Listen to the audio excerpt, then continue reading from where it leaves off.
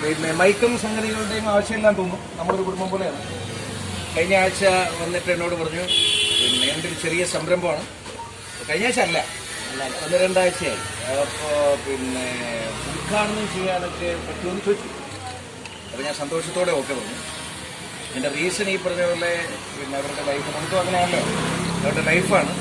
ഒരാൾ വന്ന് ഉദ്ഘാടനം ചെയ്യുന്നതിലേ അല്ല കാര്യം. ഇതിനകത്ത് യാതൊരു ഗുണവും അവൾക്കും അവനും ഉണ്ടാകാൻ പോകുന്നില്ല. നിങ്ങളെല്ലാവരും ഇന്ന് ഒരു പീസ് പ്രസംഗിലൊക്കെ ഇവിടെ നിർക്കണം.